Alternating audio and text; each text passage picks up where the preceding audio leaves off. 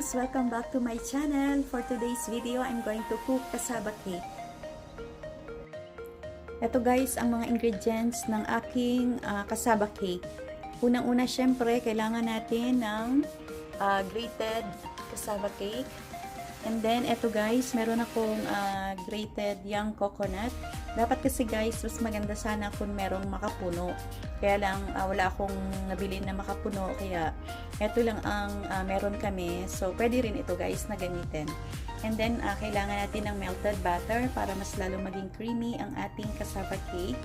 And then, kailangan din natin ng sugar. At kailangan natin ng 2 eggs. And then, condensed milk. And, kailangan din natin ng coconut milk. So, ayun guys, ipapakita ko sa inyo kung paano ang gagawin ko para sa aking recipe for today.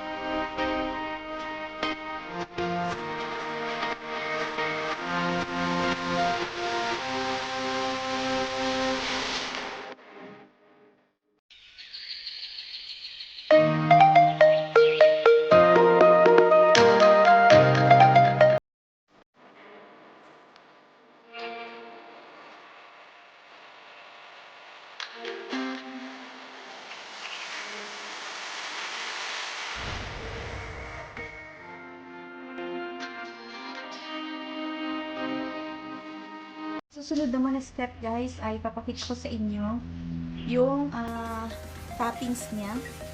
Ilalagay natin sa taas ng ating cassava cake. So ito, kanina nag-iwan ako ng kaunting coconut milk. And then ganun din yung condensed milk. At saka itong buko. Pero guys, kung meron kayong makapuno, mas maganda yung makapuno kasi medyo sweet na siya. Tsaka mas masarap yung texture niya. So, ito guys, i-combine ko na yung ating mga natirang ingredients.